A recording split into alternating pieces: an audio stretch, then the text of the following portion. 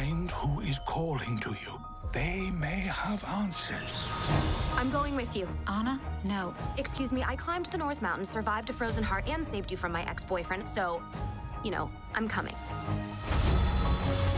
How has technology changed the way you've maybe made this movie compared to the last movie? We animate much in the same way we did back then. There's certainly advancements in technology for things that help us be more efficient, but the way we actually animate the characters is very similar. It's similar. The rigs, their setup changes a little bit because every show we learn something new and we might tweak or alter as we go. Mm-hmm. Now that you have like 4K and whatever, are you trying to like really, do you try to sharpen the images? Is there more depth that people are able to see now than maybe you were always doing, but now people can see it a lot better? We ran into stuff like that, just in the differences between how things were lit on the first one and how they are lit now because of this new technology. Render, And I think it was the certain creases that we had built into the face, you had to push further before because to it have would them soften. show up a little bit. Yeah. And it was the exact opposite this time around. So all these creases were like, oh my God, they're way too deep. We gotta like soften those because the render was different. Head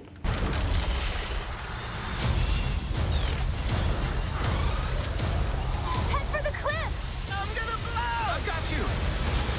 You also have the challenge in this movie of sort of having to personify elements like wind or water or whatever. Can you sort of talk about specifically wind, gale, how you make that work? The biggest thing for us, for our end of it in animation, was given the character personality. And that's through just the timing of how it can The lyrical whip around, and the quality. lyrical quality of it can really show what the personality of the character is. And then obviously as it goes downstream and you hit effects and they're adding more debris or leaves into it, and then you can begin to like shape it, and how is this thing shaped, and that adds to it. Yeah. For this particular character, not me, but we had to work on a tool to help us with that character to make it easier to be able to animate all those pieces. I mean, even just to think about like not Gale the character, but just like the way Elsa's sort of like gossamery outfits flow in the wind has like, it looks effortless, but to think how not effortless that has to be for you guys. Yeah.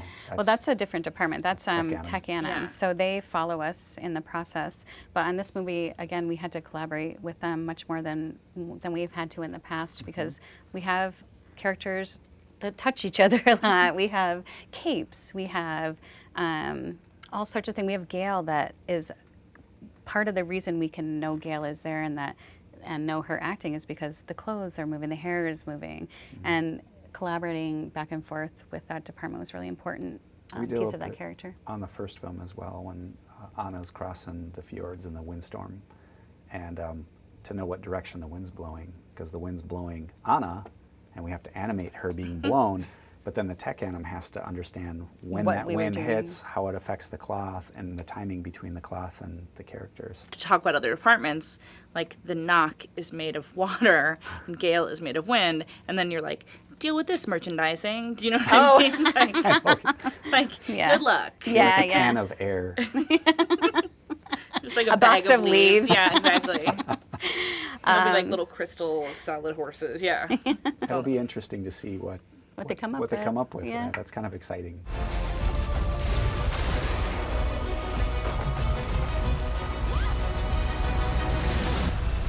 How do you know sort of like when to suspend rules? Do you know what I mean? Like rules of physics? With animation, if you make things look too realistic, it's kind of boring. So you're always trying to caricature it. So Believable, not and realistic. it's supposed to be believable. You try to push the caricature enough so that it's not within realistic, but it feels like them. Yeah. Yeah. It's taking those principles from 2D animation, squash and stretch, and pushing the character beyond what a normal human being would be.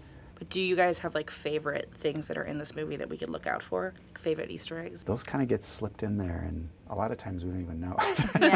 Yeah. Like you're one of the villagers. You know what I mean? I think in one scene, there's one frame where there's a hidden Mickey. There's a hidden Mickey that we know of, yeah. In one of the songs. We have always feared Elsa's powers were too much for this world.